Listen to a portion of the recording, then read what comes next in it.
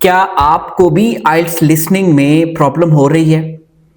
मेरे पास बहुत से ऐसे स्टूडेंट्स हैं, टिकटॉक से मेरे पास मैसेज आते हैं कि सर हमें बताएं कि लिसनिंग का प्रैक्टिस कैसे करें हम, उसमें अच्छे बैंड्स कैसे हासिल करें।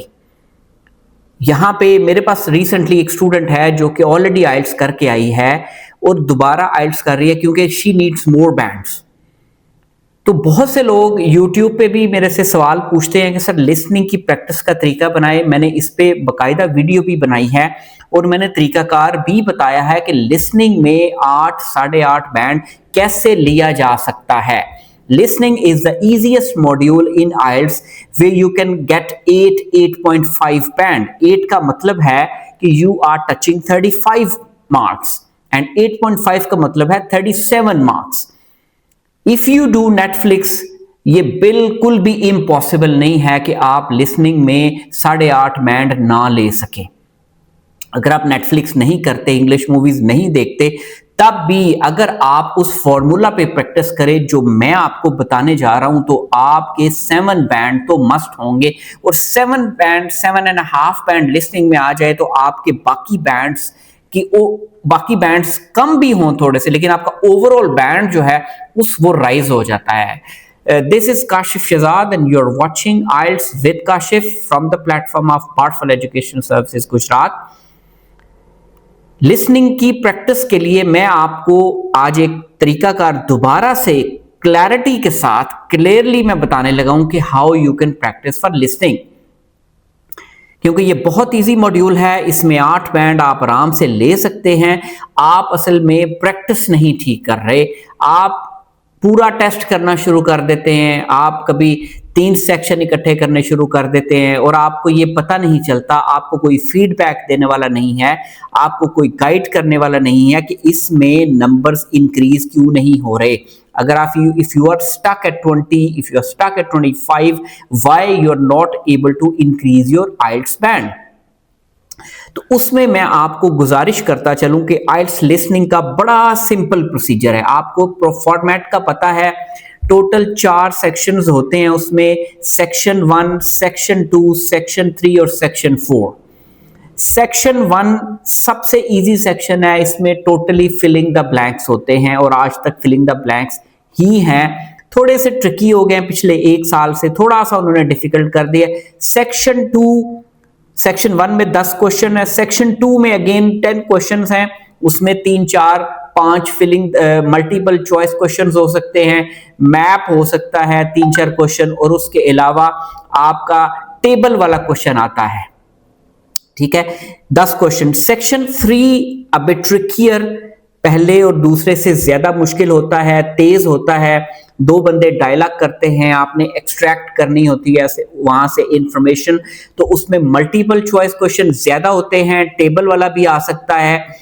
बाज दफा ऐसा भी हुआ है कि सेकंड और थर्ड सारा ही मल्टीपल चॉइस क्वेश्चन है। तो मल्टीपल चॉइस क्वेश्चन रीडिंग में तो हम इग्नोर कर सकते हैं, क्योंकि 5 या 6 क्वेश्चन आते हैं, तो उसमें हम इसको सबसे एंड पे रखते हैं कि यार ये हो ना हो, 5 में से 2 भी आ जाएं तो दैट्स एनफ। लेकिन लिसनिंग में you would have to be a lot careful, इसके बगैर आपका लिसनिंग टेस्ट मुकम्मल नहीं होगा। लिहाजा आपको शुरू से ही मल्टीपल चॉइस क्वेश्चन को बेहतरीन करना पड़ेगा। मेरी वीडियो मौजूद है मल्टीपल चॉइस क्वेश्चन पे भी कि इसको कैसे एक्सेस करना है। आगे चलते हैं सेक्शन 4 पे। सेक्शन 4 मैं ये नहीं कहता कि ये बहुत मुश्किल होता है, लेकिन ये अगर आप पहले दूसरे सेक्शन में आपने मेहनत की हुई है तो सेक्शन 4 आपको मुश्किल नहीं लगेगा। इसमें टाइम की कमी नहीं होती, लेकिन आपने फालतू इंफॉर्मेशन में से अपने मतलब की इंफॉर्मेशन एक्सट्रैक्ट करनी होती है। इसमें आपके पास हेडिंग्स और मुख्तलिफ टॉपिक लंबा होता है, हेडिंग्स ये होती हैं, उसमें से आपने अपना आंसर फाइंड करना होता है। अब सवाल ये पैदा होता है कि इन चारों सेक्शंस की प्रैक्टिस किस तरह की जाए। क्या चारों को इकट्ठा किया जाए, या 2-2 करके किया जाए, या 1-1 करके किया जाए। मैं आज आपको ये बताता हूं कि मैं किस तरह अपने स्टूडेंट्स को प्रैक्टिस करवाता हूं, जिसकी वजह से मेरे पास बहुत से स्टूडेंट्स के केसेस हैं जो 8.5 बैंड ले लेते हैं लिसनिंग में। अब शुरू करते हैं कैसे। आप सबसे पहले जब लिसनिंग का टेस्ट स्टार्ट करते हैं तो सेक्शन 1 करें, पहली अटेम्प्ट करें, दूसरी अटेम्प्ट करें, तीसरी अटेम्प्ट करें, until unless you get 9 out of 10 या 8 out of 10। Now again depending on the target you have in IELTS listening, आपने टारगेट क्या रखा हुआ है, आपकी बेसिक इंग्लिश क्या है। अभी जो मैं बात करने जा रहा हूं वो एक एवरेज बच्चे के लिए जिसकी इंग्लिश ठीक है, उसको लिसनिंग आती है, उसके लिए है कि 7 बैंड बड़ा इजीली ले सकता है वो लिसनिंग में, ठीक है। जिसकी इंग्लिश कमजोर है उसको वो थोड़ा सा प्रैक्टिस और अटेम्प्ट्स कम कर ले तो उसको बढ़ा चढ़ा ले। ये एक दवाई है, एक मेडिसिन है, आप सुबह दोपहर शाम लें, आप सुबह शाम ले लें या आप सिर्फ सुबह ले लें, depending on your circumstances, on your requirements and your body conditions, ठीक है। तो लिसनिंग की प्रैक्टिस जो मैं सजेस्ट कर रहा हूं ये नॉर्मली एक एवरेज बच्चे के लिए है, जो इंटेलिजेंट है, जो एक्स्ट्रा लिसनर है तो हो सकता है उसको प्रैक्टिस कम करनी पड़े, जो थोड़ी कमजोर है इंग्लिश जिसकी उसको हो सकता है थोड़ी सी प्रैक्टिस ज्यादा करनी पड़े। तो मैं कहां पे था, सेक्शन 1 स्टार्ट करें, एक दफा अटेम्प्ट करें, आपके 5 नंबर आते हैं, 6 आते हैं, फिर उसी को अटेम्प्ट करें, आगे ना जाएं, उसी को रिपीट करें। During practice do not repeat, do not pause the listening audio, ठीक है, ये याद रखना, ये आपने फेयर रहना है अपनी प्रैक्टिस के दौरान। आप उस वक्त तक सेक्शन 1 को रिपीट करें जब तक आप पहली अटेम्प्ट में 7, 8 या 9 नंबर नहीं ले लेते या 10/10 नहीं ले लेते। ये आपने तब तक करना है। पहली अटेम्प्ट में अगर आपके 9 आए हैं, एक और सेक्शन करें, फर्स्ट सेक्शन ही अगली बुक का, फिर उसमें 9 आ गए हैं, ठीक है, फिर एक और कर ले, मतलब आपकी कंसिस्टेंटली 8-9 8-9 पहली अटेम्प्ट में आने लग गए हैं तो प्रोसीड टुवर्ड सेक्शन 2। सेक्शन 2 भी इसी तरह करना है आपने, पहले एक करें, पहली अटेम्प्ट में 6 आए हैं, दूसरी अटेम्प्ट करें, 8 आए हैं, तीसरी अटेम्प्ट कर लें, 9 आ गए, ऑल राइट, अगली बुक का सेक्शन 2 ले लें, उसकी प्रैक्टिस करें अनलेस अनटिल यू गेट 8 और 9। तो जब आप कंसिस्टेंटली 8-9 नंबर लेने लग पड़े तो then combine the section 1 and section 2। आपके सेक्शन 1 और सेक्शन 2 को जब आप कंबाइन करते हैं तो आपके नंबर 17-18 आने चाहिए। अगर आपके नंबर 15 आ रहे हैं तो आप उसी को रिपीट करें, दोनों सेक्शंस को, एक को नहीं, दोनों सेक्शंस को रिपीट करें।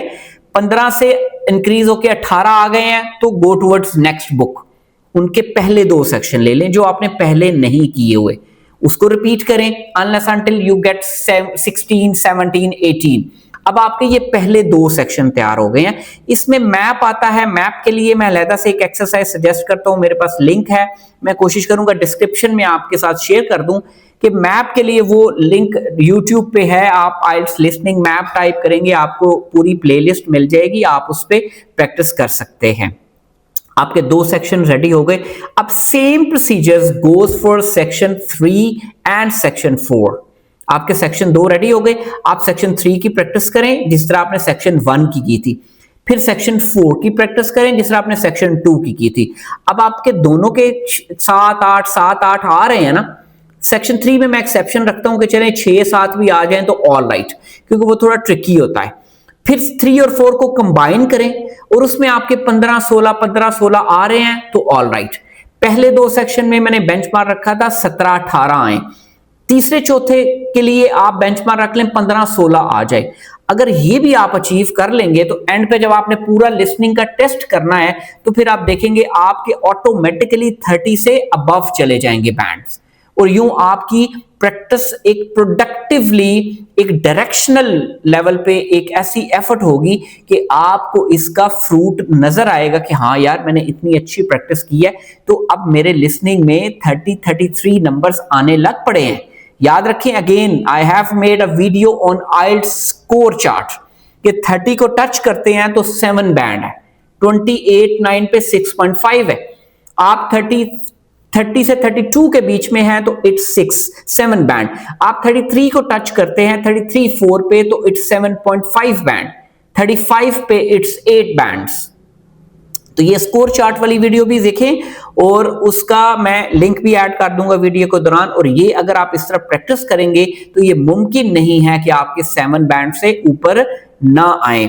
मुझे कमेंट्स में जो करके जरूर बताइएगा कि क्या आप इसी तरह की स्ट्रैटेजी फॉलो कर रहे हैं या आप अपनी प्रैक्टिस में आइल्स को कैसे कर रहे हैं। क्या आपके बैंड इंक्रीज हो रहे हैं, क्या कोई ऐसी चीज जो मैं आपको नहीं बता सका। वीडियो अच्छी लगे तो जरूर लाइक करें और सब्सक्राइब करें। Kashif and IELTS with Kashif के साथ आप कनेक्ट रहिएगा, इंशाल्लाह आपके साथ नई वीडियो के साथ आते रहेंगे। यहां तक के लिए इतना ही। Thank you for watching.